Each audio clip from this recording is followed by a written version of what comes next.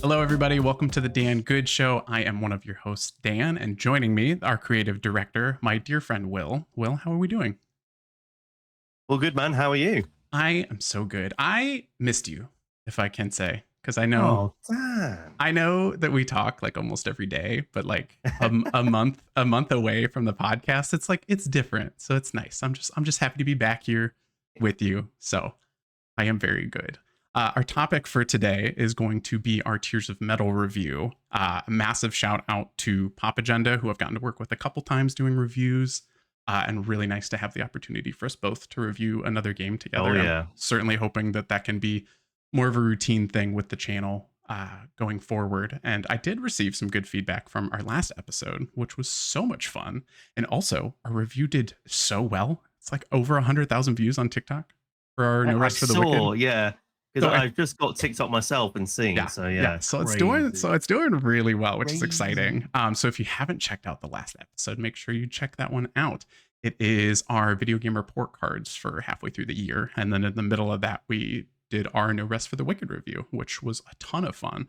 But Mm. for more podcast opportunities, we're going to try to split it if we have the ability to review a game and also do a podcast. We're going to separate those so that your podcast feed's a little bit more filled out, or that your YouTube backlog's a little bit bigger. So we are tackling Tiers of Metal today. Just to give you a brief overview of the game.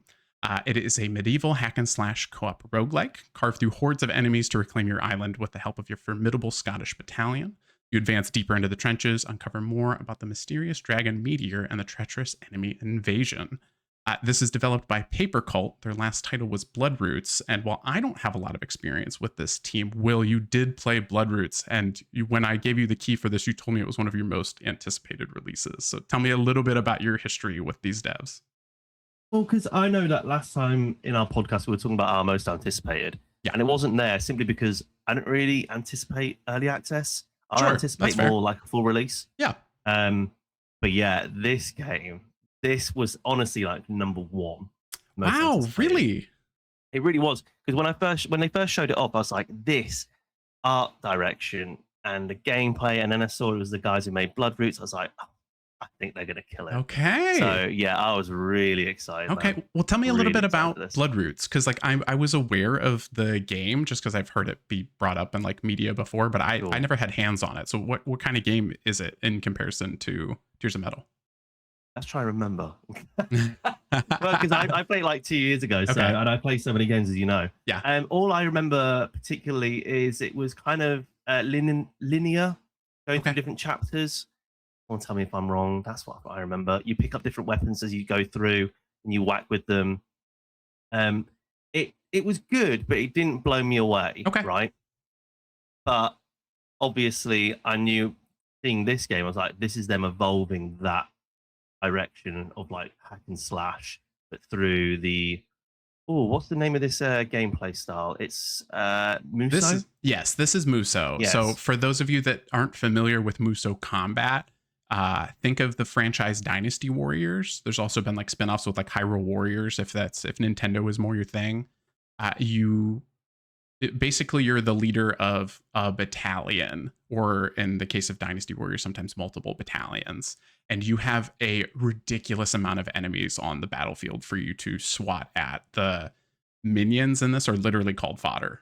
And if you're watching on YouTube, we have this lovely frame that Will designed for us. This is B-roll playing below. If you're watching on YouTube, the day that we recorded this, I just recorded a run through of the first act of the game. So the gameplay that you're seeing right now is me, I'll be honest with you, swatting these guys. I kind of just bulldozed my way through this first act, and I was kind of upset that I had to put it down. But yeah, so Muzo style, think of Dynasty Warriors, think of 1 versus 1,000.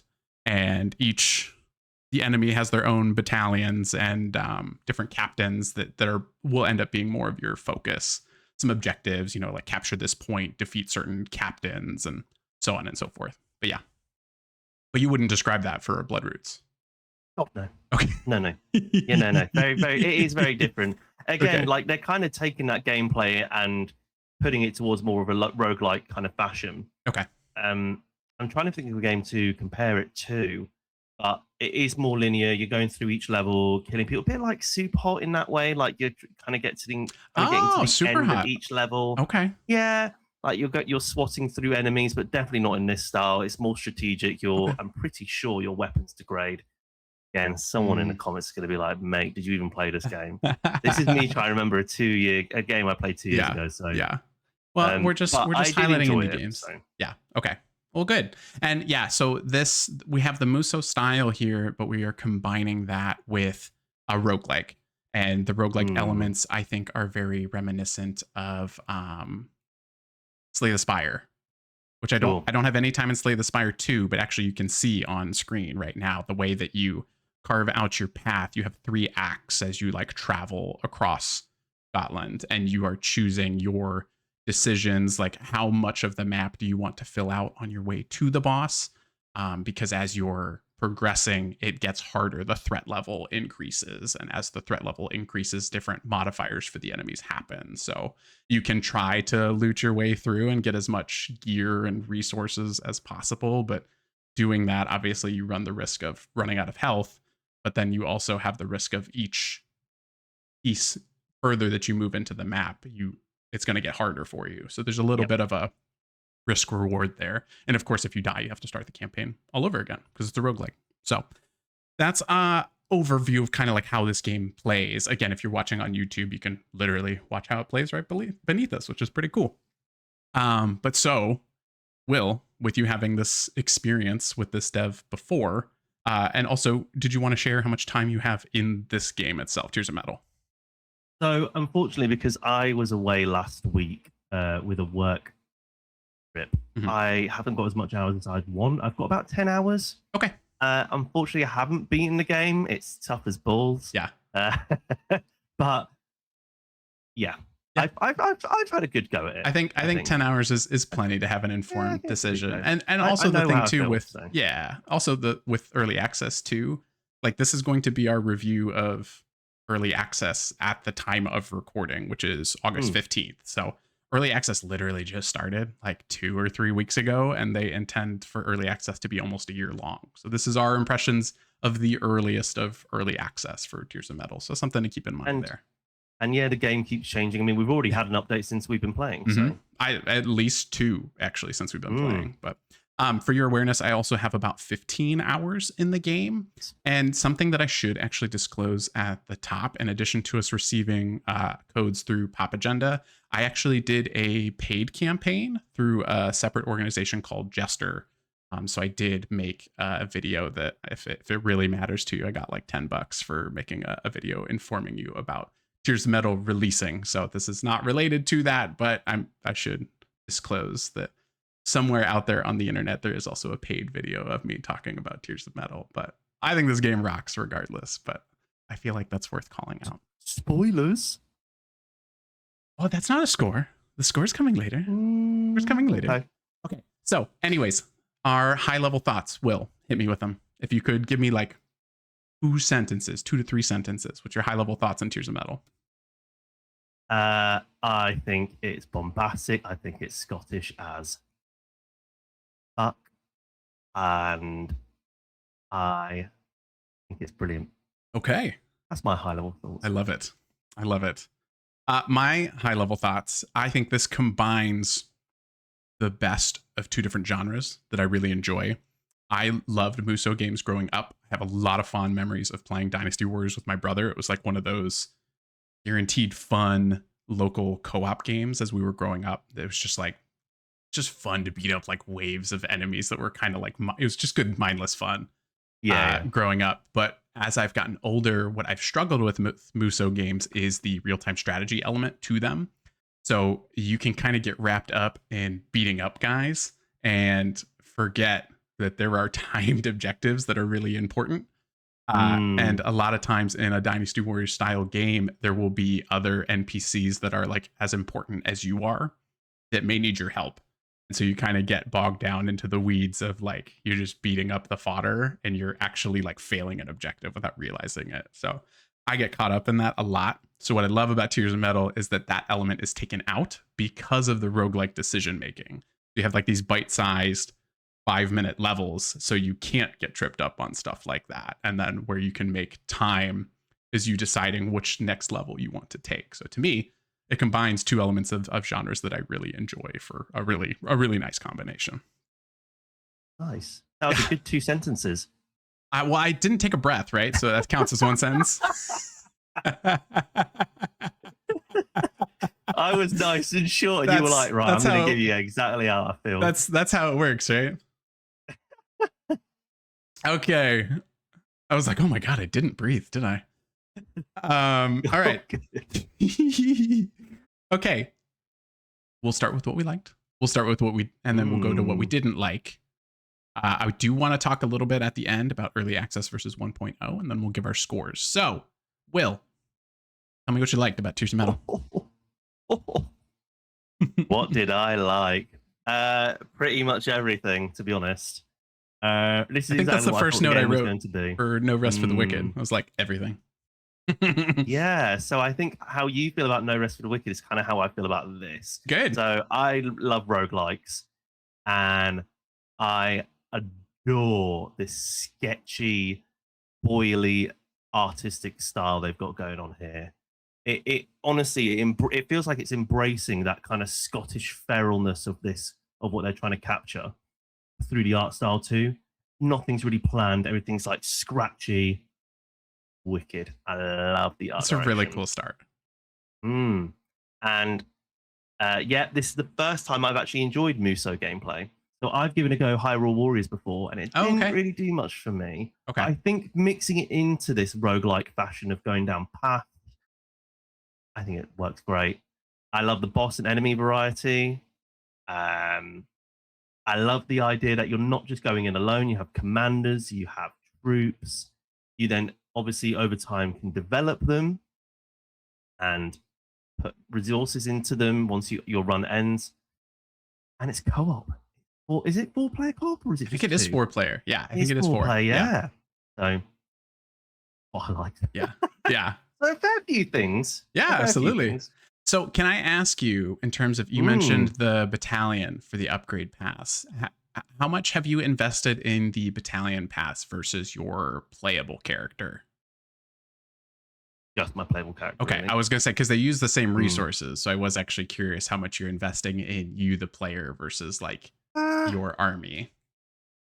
Oh, I've promoted them a few times. Okay. Not loads. I mean, I'm basically like keeping to. So what Dan's talking about is like you have 3 different types of troops you can bring through. You can bring through spearmen, archers, and I guess like combat heavy, like sword.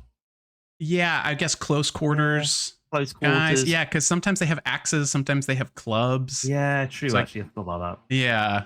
But yeah, so you've got your close range ones, you've got the lancemen, and then you've got the archers. I guess close, mid, and far range combat, I guess. Sure. And then you can upgrade them if you want using those resources, as Dan said. But I've just focused on upgrading my one lad, Wallace. Yeah. And I've just made him an absolute machine. Yes.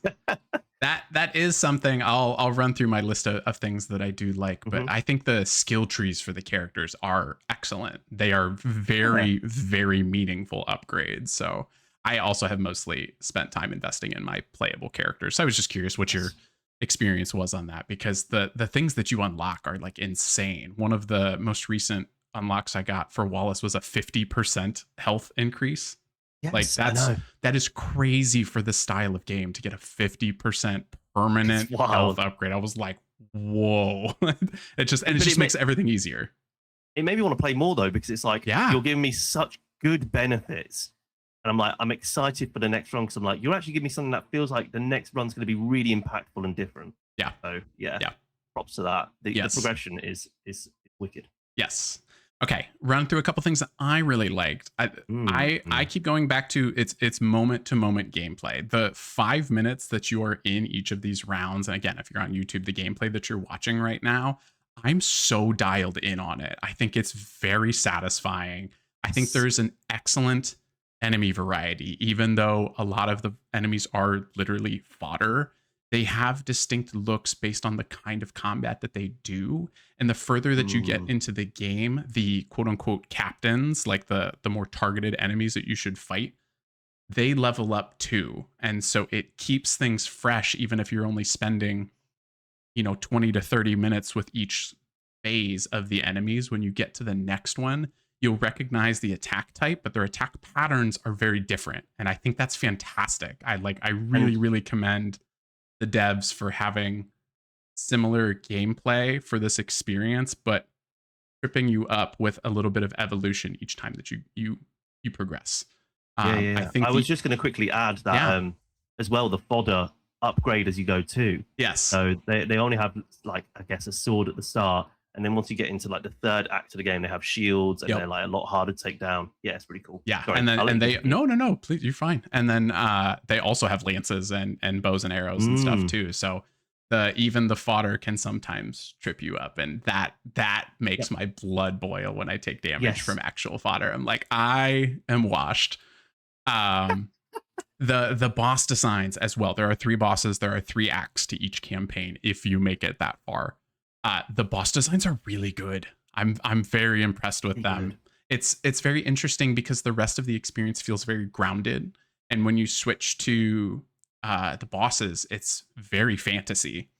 So part of the story in this is that there's this faction that is pursuing a dragon meteor that's in your home, and that meteor is granting powers. And I think that's what's kind of it's not really clear in the story yet, but I think that's kind of what's creating these higher level enemies. It kind of mutates them a little bit and gives them power. And so there's an interesting element to that as well. There's always kind of like a phase 2 to the bosses even. So while they are kind of like bullet or sword sponges in the case of Tears of Metal, even in that one boss fight, there's still this extra design element. So it's like every enemy just has like more design elements than you would think. So I really commend that.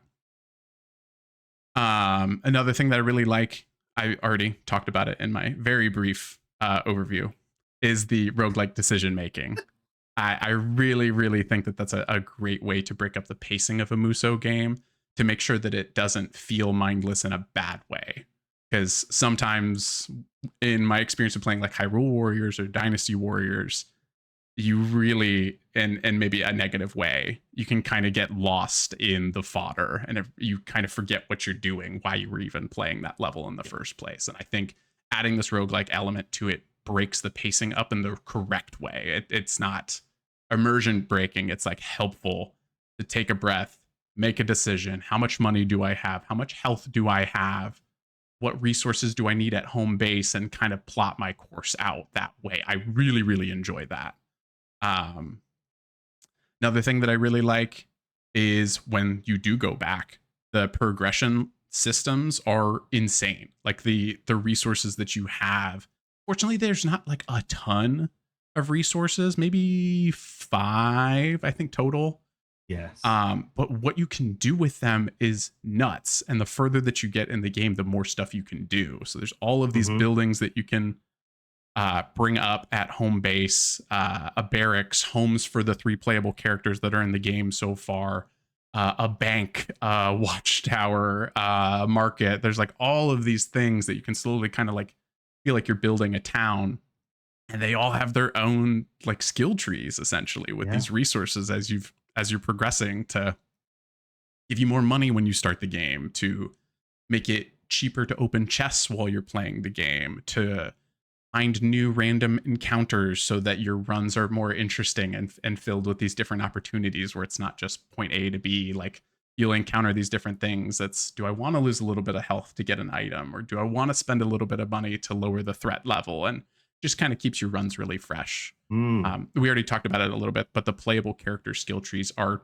nuts. Like they are nuts. Yeah. if you finish like 2 rows of the skill tree, you will be shocked at how different your character plays in the next run. And I think that's great.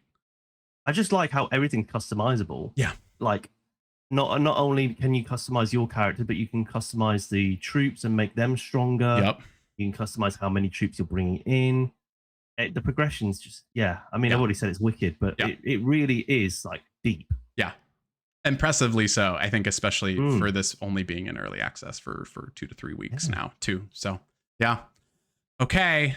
And last one that I had, which I'll end where you started, where it's like this art style is really cool.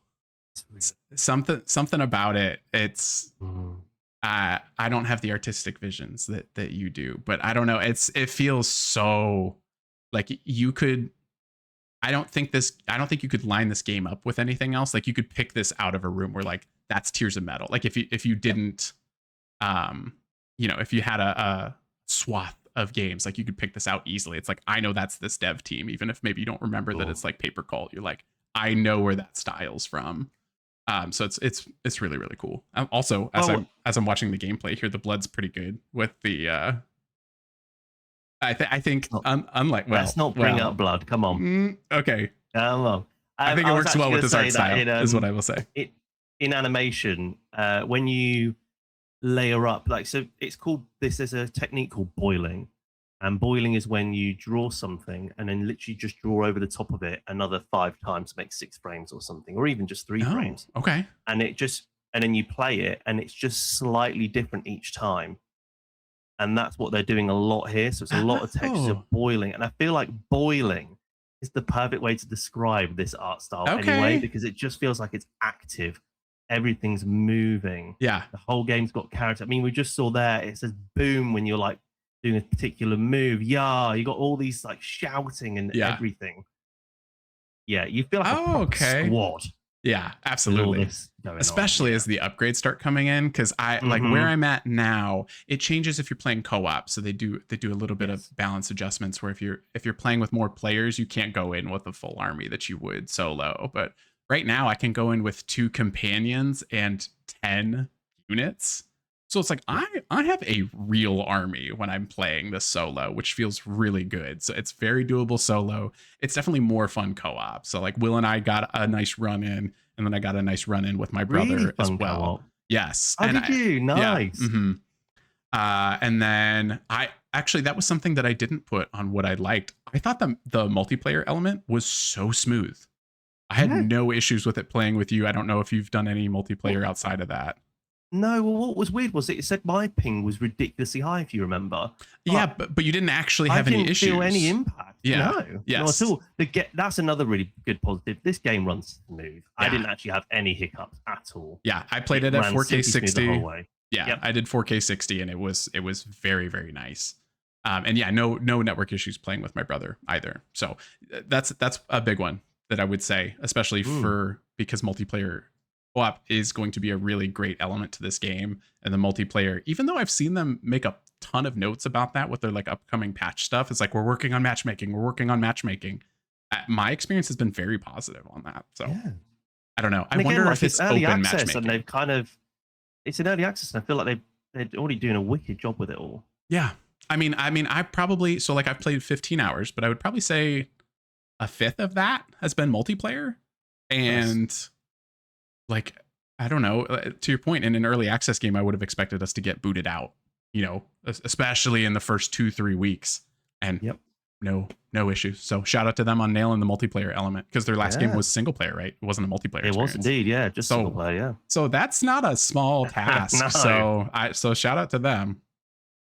But of course, it's not possible to like everything about a game well. So it's kind of like a performance review, right? I'm just kidding. Oh my God. I've seen your bloody list. Oh my God. Okay. It's potentially twice as long. It's twice as long. Potentially. But tell me what you didn't like about Tears of Metal.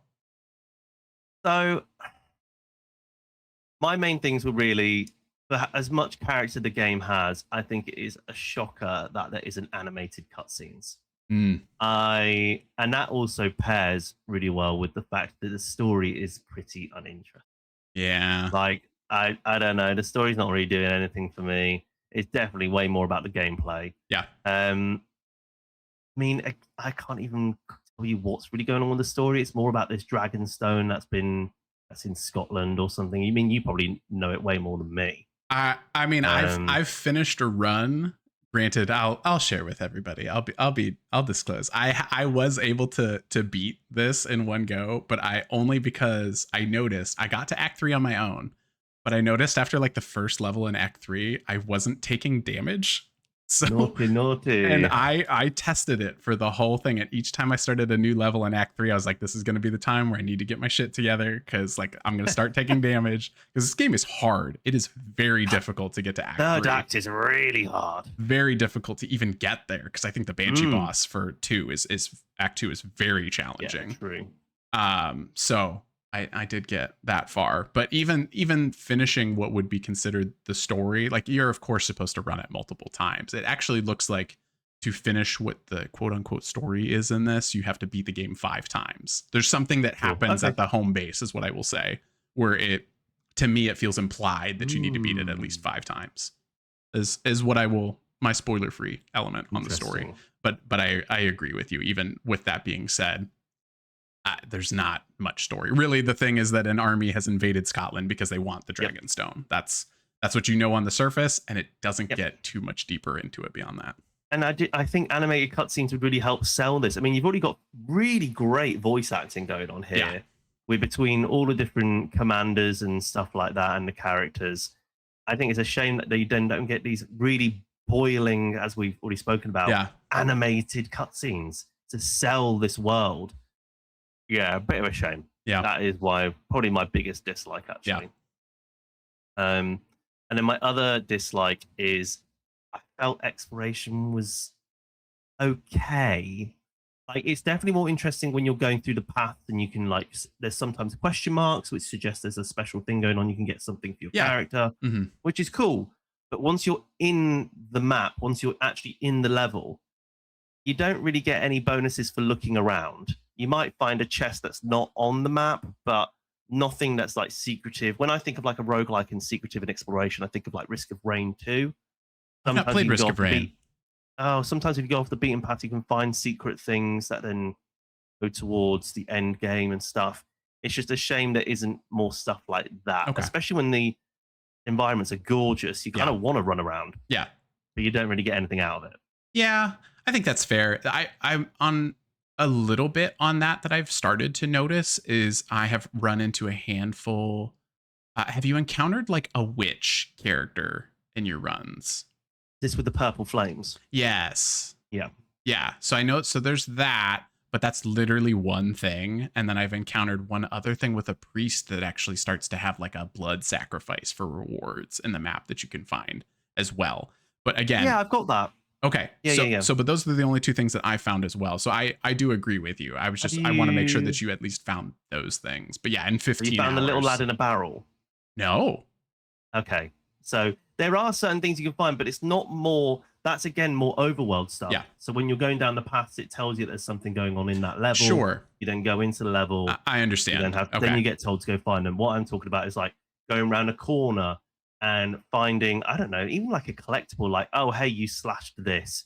That counts towards something, and then once you do 5 of them or something, you unlock. Even like something like cosmetic back at home base as like kind of an exploration reward. Yeah, I like that. Two dislikes is not bad. Two were kind of animated cutscenes and story were kind of linked. Yeah. But then I read your stuff and I was like, he's got points. So do you want to tell us what you didn't like? Yeah, my list is a lot longer, and so I still want to say I have strong knocks against this game, but when I get into it, I want to emphasize that I still really, really like this game, and it is an early access, and some of the pain points that I have, I already know that the devs are planning on addressing, but that's kind of why I preface things at the top here. This is our early access review at the time. Like, this is what the game is. I can't give you a review score based on something that the devs are planning on doing later. So I'm just prefacing that because I have some notes, but it's because I really like this game and I think it can be really good. So I'll start at the top. I totally agree with you on the story. I think this game presents itself in a way like there is a cinematic story, and there just is not. All of the story is done via text, and there's very little text in the game. I think given how many unique characters there are here, with not only your playable characters, of which I think there's 5 or 6 in total in early access right now, we only have 3, but there's also 7 different clans And each of Yes. them has their own clan leader that can join you in combat as well. They do not get more than 2 to 3 lines of text, and they are the leaders of the clans that you're choosing all of these upgrade paths on. So, like, you're seeing the Mm, clan emblems everywhere. You're seeing the clan leaders, and they don't matter, like, at all. The playable characters, I don't think have voice work, or if they do, they have like a line. The voice work that is really strong in the game is just like your random NPC commanders, yeah. and it's Yes, really it is, good. yeah. So like whoever did It is that, really good. very nice job. But like, it's weird that the most dialogue comes from the fodder, like your fodder. Yeah. Like that's very strange to me. You The kind of want to connect bosses, to your player character, right? absolutely, And to not know a full backstory and yeah, more, and like, as you say, more voice acting from them is a shame. yep. Yeah, there's some letters that you can find when you're doing like their equipment that gives you a little bit, but again, it's these minor text-based things where, to your point, Will, this game presents like it should have cutscenes. Like that there should be like this real story, and there just is not. So that's a bummer. Even like the opening, like when you boot the game up, it gets you hyped. So It's like it wicked, feels yeah. like Braveheart. Like there's this thing we're gonna go do, and then there's a total disconnect from that between what you're actually like doing. So Yeah, so it's almost like you open the game up and you're there like Scotland, for yes, Scotland. And you get yes. into the game, you're like, that's Scotland. You know, Yeah. So it's so not that's quite a as bummer. saying it. Yeah, and I feel like that is something that they could probably improve over the course of early access, because you had actually messaged me earlier today, Will. You noticed even just like a little bit of like, you're going deeper into the mire as you get into Act Yeah. 2. So I'm hopeful that they'll add some stuff. Um, and actually, I have that later as a note. More voice acting is coming, but again, that's to my point. Oh, So, nice. Okay. this is how the game is right now. So, How the game is. my biggest knock on this game is the inability to pause a run.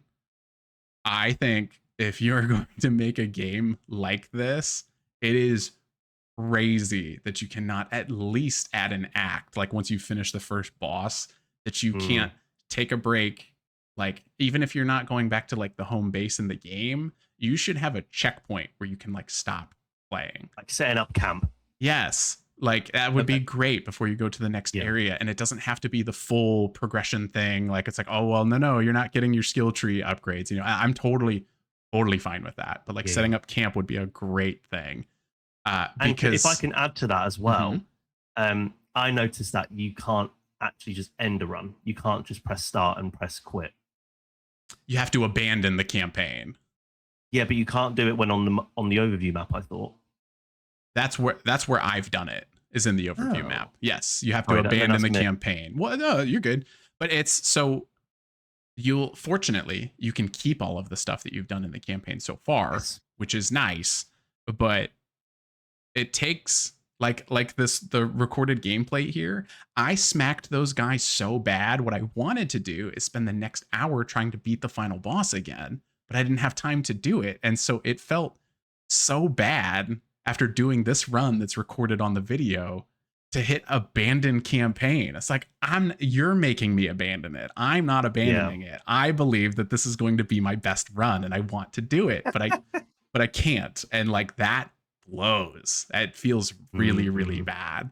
It is another thing that the devs are working on, but I just feel like this game should not have released without that feature being in it, because my run, even with my invincibility for the third act, it was like an hour and a half to beat this campaign. They are very long runs. Like yeah. you cannot have an inability to pause a run when a run is potentially an hour and a half, if not longer, because I was trying to get to the end as fast as possible because I didn't trust that my invincibility was going to stay there for the whole time. So I wasn't exploring because I was like, I want to make sure I still have this.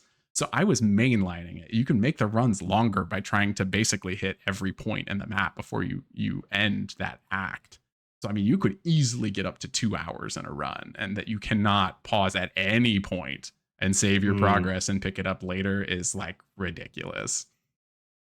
So, sorry, Paper Cult. Your game's really cool. Ran over. I know. Your game's really cool, but like, woof. I mean, woof. Like, I'm not going to defend it because I do completely understand where you're coming from. I think because I've been such a avid COD Zombies fan my whole life, I'm kind of used to that gameplay of Okay. like you get to a point and then you just have to abandon.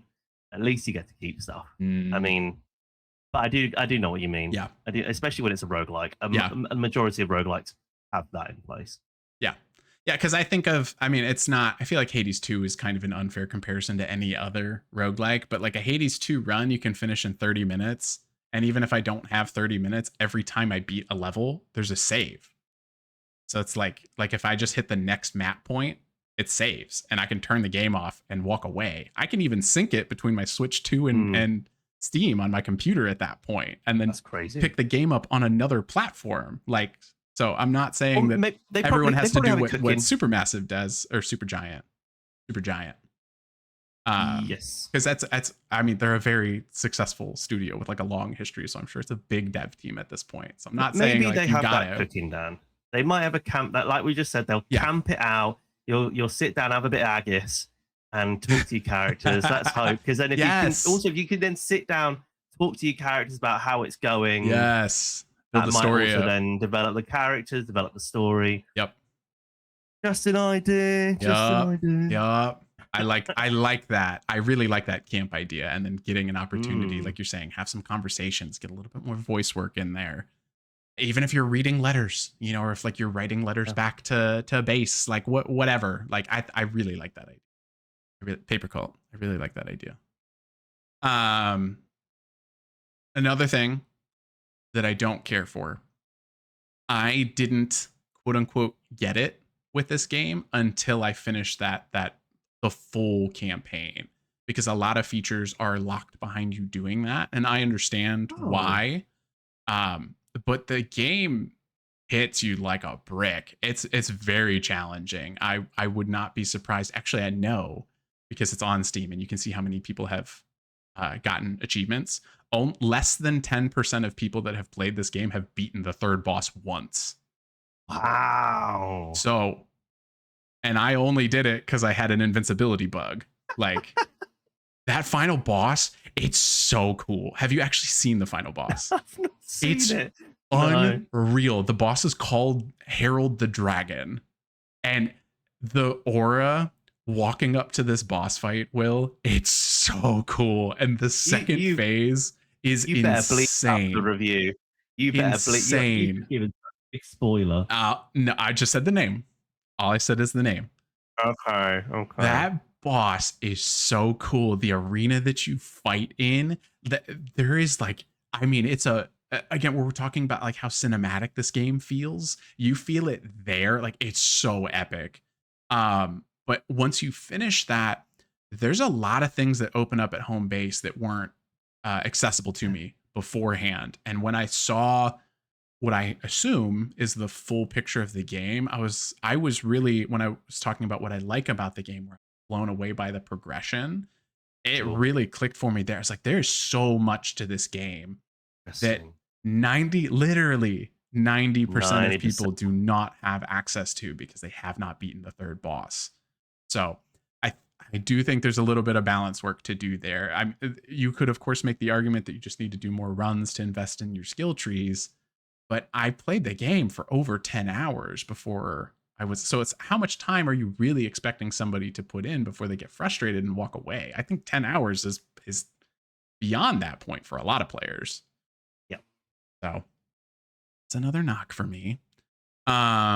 Speaking of balance, my final 2 points are on the balance. I don't think, and again, that's nice because it's an early access. This is stuff that this is feedback that they're going to be taking and working on, and they have already worked on things. There have been multiple patches just in the couple weeks that we've had access to this game. In my experience with this game, I have played all 3 characters, and I have invested a fair amount into all of their skill trees.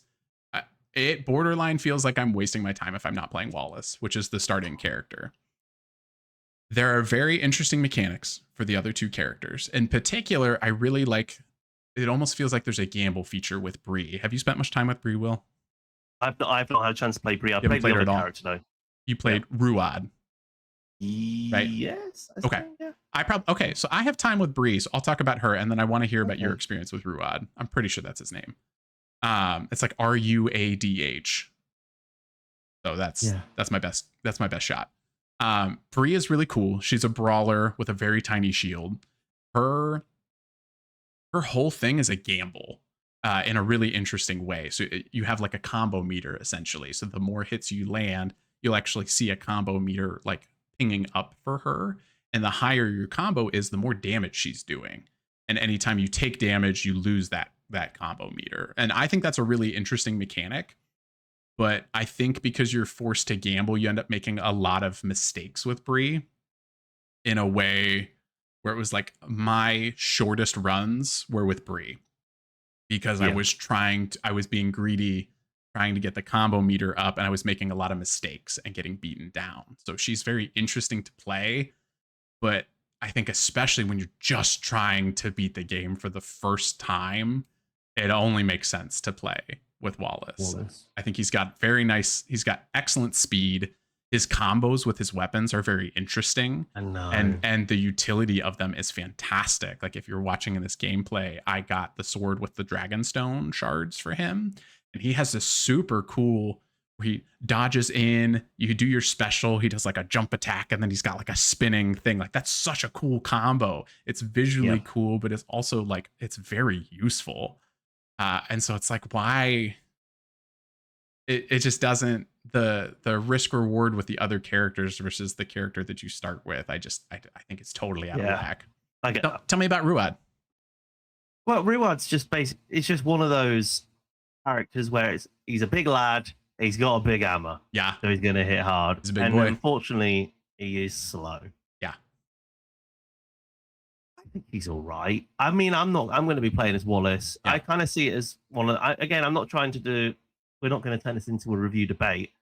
I think for me, I like choosing a character that works for my playstyle. Wallace suits my playstyle way more than the other two characters, especially from the way you've described Bree. But Ruad was fine. I mean, I'd definitely try and, once I beat the game as Wallace, I'd definitely go and try and beat it with Ruad and then try and beat it with Bree. I'd try it with all different characters, but it does feel like Wallace is the main character here. Yeah. He's the one that feels the most fleshed out. He's the one the most balanced. But I won't deny that Ruad did have a cool move set with his hammer. Like he really did feel like he could zone people out. You know, he can space and like create kind of quakes in the ground to like hit them from a little bit further away. Yeah. Wallace is that typical standard main character with his sword. Yeah. He's quick and he's fun to use. The big thing for me with why I didn't like Ruad is essentially his inability to block. Like when you go, as you select characters, you can see all of their stats. His block stamina is 5. And what that means before you upgrade him is that if he blocks a single attack, he is stunned because it breaks his defense. Yeah. And so our gameplay that we're showing is Wallace, but Ruad is the largest character in the game aside from the bosses. Huge. He's a big boy, like Will said. The big old boy. And so I think that's like ridiculous that he can't block. Like he takes one hit and he falls over. Really? He can't attack out and evade. Right. So what I love about Wallace is you evade and you can attack straight away, and you can also combo it into a different attack combo. I think his best combos are silly with the roll. evade. Yeah. Yeah. Well, I know. He just slashes around. Yeah. Whereas Ruad does a little silly roll and then can't do anything out of it. And just be like, oh, well, he doesn't have that momentum. But again, he kind of feels like King DDD in Super Smash. Yeah. Just a big allow with a big hammer. Yep. So I think Ruad, is one that would be more fun in a multiplayer setting because he has a little bit of support with like his healing ultimate. But I also don't feel like his healing ultimate is terribly effective. I don't think you're gaining as much life as it feels like you should sometimes. I think if we played co-op again, it would be interesting to see what it'd be like playing as two different characters. Yeah, for sure. Yeah, because we both only had Wallace, right? When we played. Actually, or was I playing with Bree? I think I was playing Bree. As you've just described Ruad, that'd be interesting to play around with. Yeah. Oh, and actually, if you remember, Will, when we played, how many times did you have to revive me while I was playing Bree?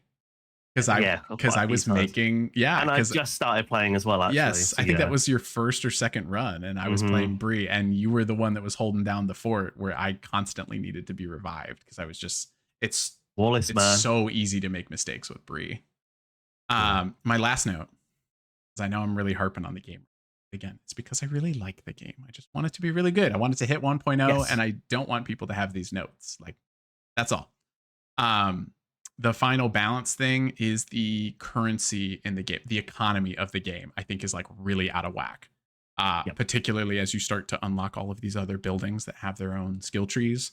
So there's like these little green statues. I don't know the name of them. You have your Triskells, which is like your coin for upgrades. Have you encountered scrolls? Yes. Okay. Yeah. Yeah. So Yeah. there's scrolls in the game, and then there's also these like red, I assume they're dragon meteor shards. Shards. I I like assume they're red shards from the shards. Yeah. meteor. Um, the shards in particular are ridiculously difficult to get. Yeah. They are And tough.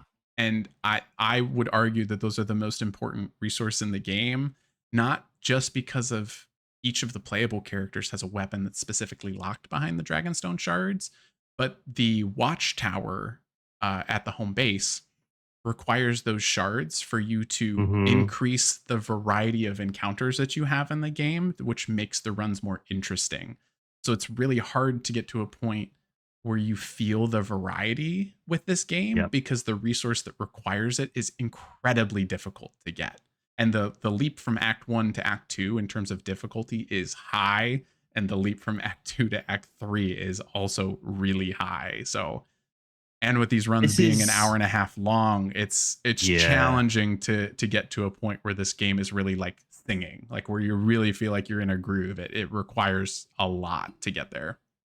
This is the negative that I saw you write down. I was like, yeah, shit, he's got a point actually.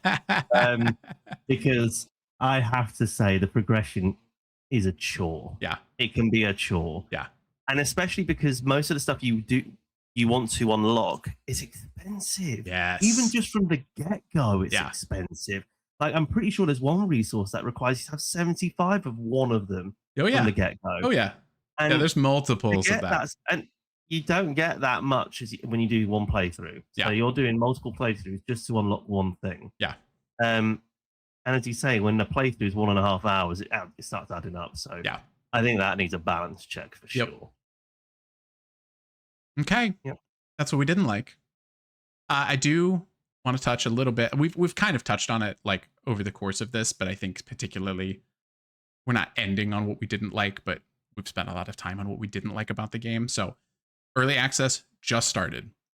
The notes that I pulled are from the Steam page. So this is from the developers themselves in terms of what we can expect for early access and what things that they are planning. So the first note that I have, they anticipate early access being 4 to 12 months.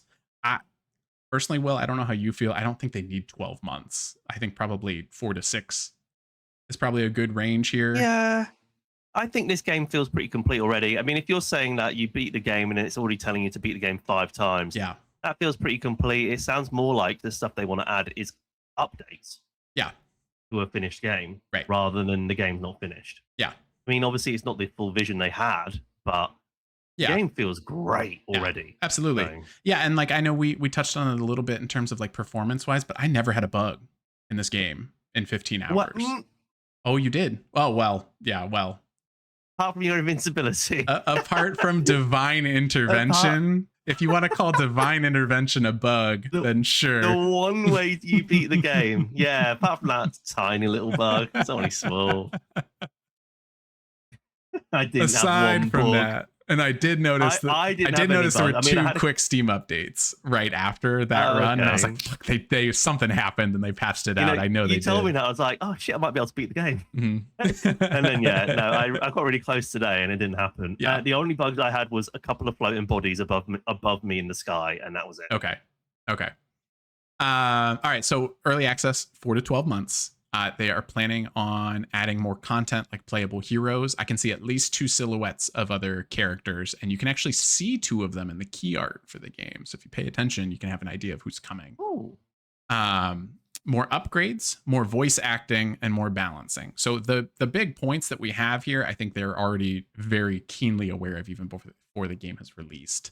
So that's good. And then the last shout out I want to give, which we've talked about already, but it is worth saying. You're putting a game out in early access, so you're putting this to the community to make updates and improvements. And I think they have been very dynamic, very responsive, and their patches have been meaningful updates to the game already. One of the big ones that they were getting was it was too expensive to revive players. Like the coin cost was really high, and that leads into our feeling of like the economy being a little out of whack in this. So they saw that, and for this latest update that they've done, you can revive players with your own health rather than coins now, and they're going to test to see how that feature goes. So they're doing a good job. Like I have these pain points, Will has these pain points. They are very actively working on it, which I think is great. They really are. So now, Will, it's time for the review scores. For anybody, if you're new to the Dan Good review scale, it is a 5-point scale. They have a Dan bad game, a Dan fine game, a Dan good game, a Dan great game, a Dan-tastic game. We have both hidden our review scores. So I'm curious, Will, where do you land for Tears of Metal on the Dan Good review scale? So I feel like I talked you down a ledge. Yeah, you have. I'm sorry. My review score for Tears of Metal in early access is a Dan great game. Okay, 4 out of 5. 4 out of 5. But it's the most 4 out of 5, 5 out of 5 in a way.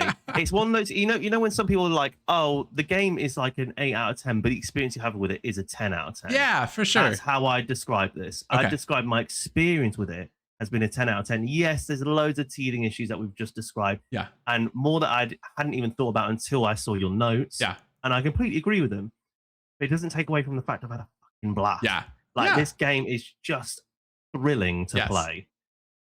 And this, again, this art style is exactly up my street. A game that feels like it's alive and just buzzing to go and keeps bringing me in after each run. I love it. I do love it. I love this game. And for me, when this 1.0 comes out, hopefully, let's come on, Paper Cult, bring in that camp. Give me the camp with the haggis.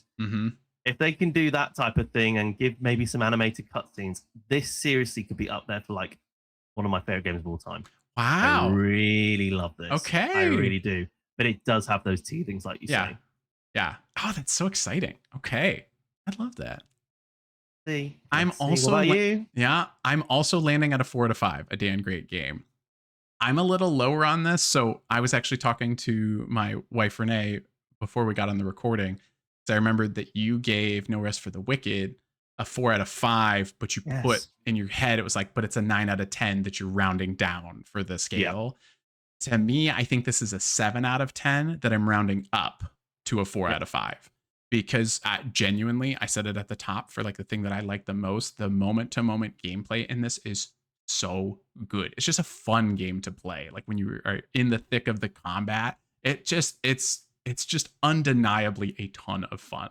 But there's a lot, in my opinion, that needs to be worked out in early access in order for this to be a widely praised game in 1.0, which is like all I want. I want this to hit 1.0 and people are like, this is the next roguelike. You know, I want people to look at this in the way that when Slay the Spire, I know Slay the Spire released in early access, like Slay the Spire 2 did. But like I want this to hit 1.0 and it has that fervor, it has that fandom, because the combination, like the way that they have blended the Musou gameplay with the roguelike is so unique. It really feels like somebody should have come up with that already. I know, because that's because how they we've only just it. got this from a big release anyway. I mean, some small releases might have done it, but this like is the first time I've seen it. Myself. Yes, and I'm quite in the indie scape. I feel like so. Yeah, for sure. It's just that, but it's a testament to how well they've designed it. They're like, surely somebody had already done this, but at least in my gaming experience, this is the first time we've had a Musou roguelike, and it's undeniably fun. So I'm also landing at a 4 out of 5, a damn great game. that's our pod. We got to move on to another pod here. So it's so nice to be able to review games with you, Will. It's a really, really cool experience. Really fun, isn't it? Yeah. You know, when we started the podcast, I didn't think we were going to be able to do stuff like this. So yeah. this is really cool. Fingers crossed. It's the second of many reviews.